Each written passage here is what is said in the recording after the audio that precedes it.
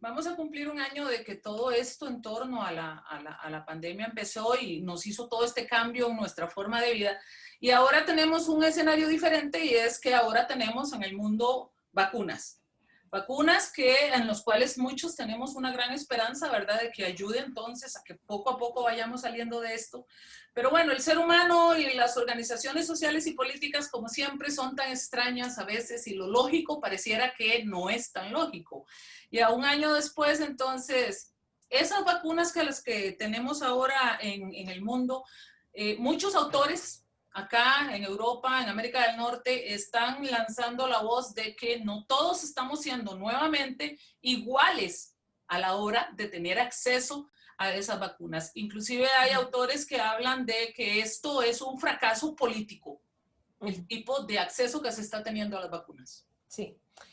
A ver, nunca estuvimos todos los seres humanos en las mismas condiciones cuando inició la pandemia y no tendríamos por qué estar en las mismas condiciones en este momento, ni tendríamos por qué estar en las mismas condiciones de frente al acceso a las vacunas. ¿Por qué? Porque la pandemia ha seguido el curso que ha seguido justamente porque responde a un patrón de profunda inequidad global. Voy a explicarme.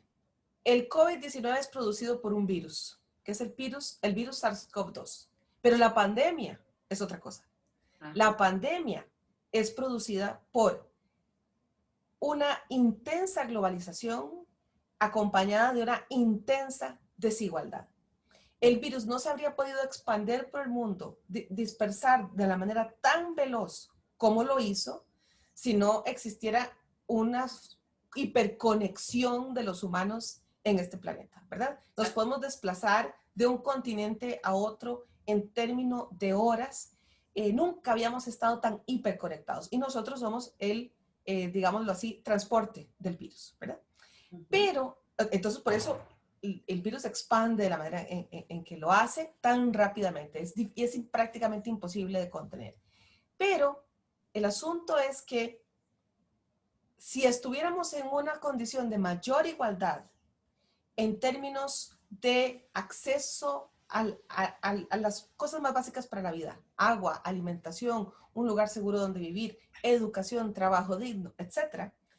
Entonces la gravedad de la pandemia no se estaría viviendo del modo en que se estaría viviendo. Es decir, podríamos tener el virus y la gente se podría enfermar, pero tendríamos otras condiciones para enfrentar la pandemia, incluso otro tipo de cuerpos para enfrentarse al virus. ¿Por qué otro tipo de cuerpos?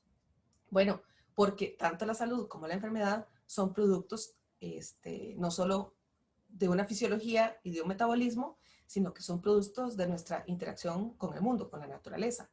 Si tenemos, como lo acabo de decir, una cantidad enorme de personas en el planeta con diabetes, con hipertensión no controlada, ¿sí? Eso no tiene que ver con nuestros cuerpos en particular, eso tiene que ver con cómo están diseñadas las sociedades, ¿sí? Si hay muchas personas en un país con diabetes no controlada, no es porque las personas estén haciéndolo mal, es porque no tienen un buen sistema de salud, es porque no hay un buen control de los determinantes sociales de la salud, es porque no hay condiciones para producir salud y no tiene que ver solo con el sistema de salud, ¿verdad?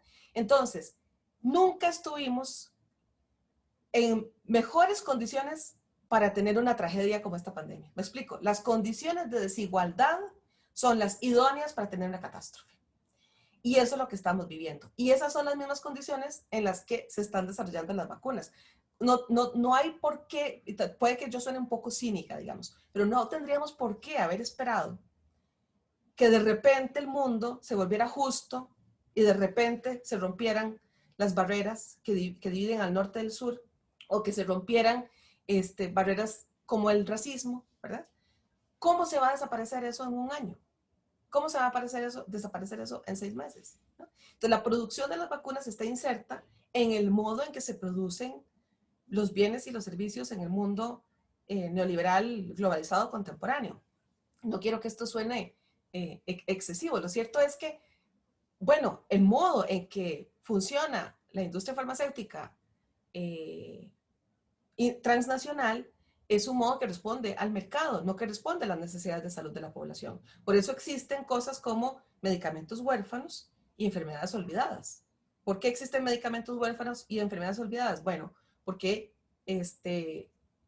no representan algo interesante en el mercado, porque no hay algo llamativo para invertir millones y millones de dólares en un medicamento que quienes lo necesitan no tienen poder adquisitivo, o en investigar una enfermedad que es solo prioritaria en países profundamente pobres. Esa es nuestra realidad. En esa realidad se investigan, desarrollan y se patentan las vacunas. ¿Por qué COVAX no está funcionando? Porque COVAX nace como un mecanismo que está conectado con la noción de justicia distributiva, y eso no le importa mucho a los países más poderosos. ¿Qué pasa? Porque inclusive hace una semana la Organización Mundial de la Salud, el mismo Consejo de Seguridad de la ONU, estaban haciendo un llamado a una mayor equidad, una mejor distribución, una mayor justicia en el acceso, sobre todo de los países en vías de desarrollo o los países que tienen conflictos bélicos, ¿verdad? Para tener acceso a estas vacunas.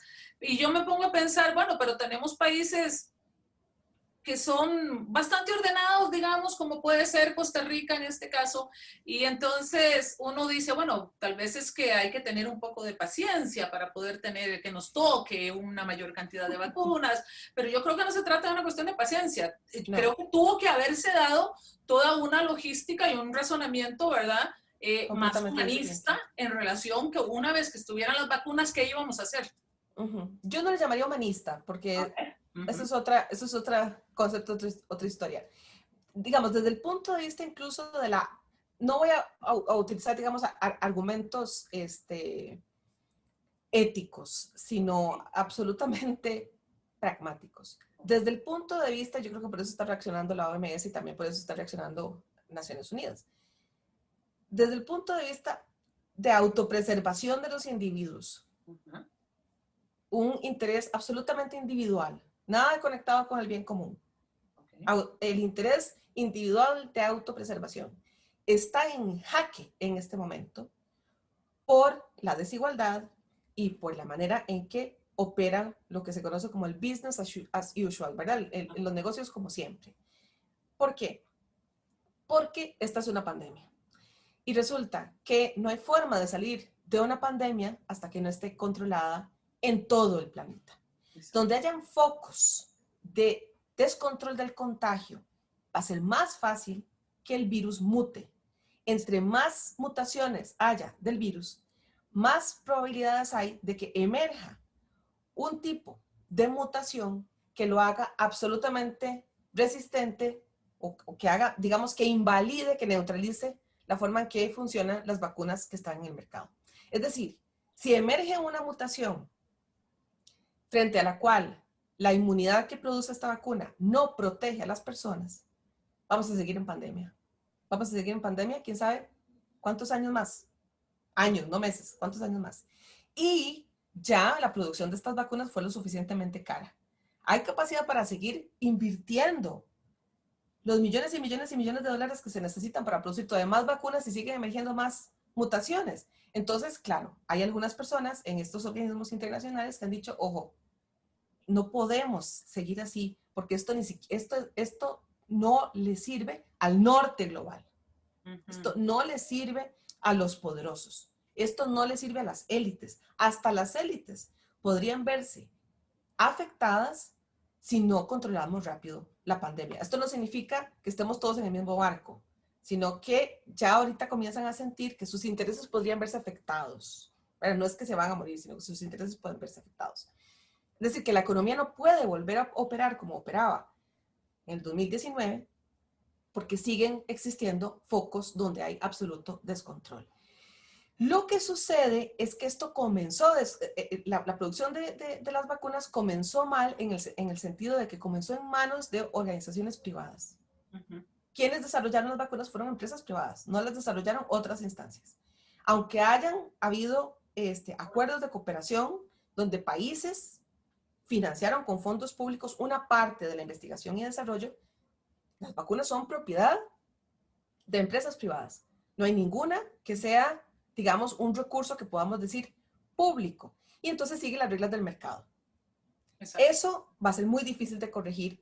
Y entonces la OMS está haciendo un llamado a que nos toquemos el corazón, que los países más ricos y más pobres se toquen el corazón y piensen, no, tenemos que compartir con los demás porque si no nos va a ir mal. Yo, en mi opinión, considero que esa es una campaña que va a fracasar, porque no ha funcionado antes lo de tocarse el corazón y estamos en esto juntos y tenemos que pensar en nuestros hermanitos desposeídos. Eso no va a funcionar porque no ha funcionado antes. Tienen que utilizarse otros argumentos más honestos, como decir, los intereses de los ricos también se pueden ver perjudicados.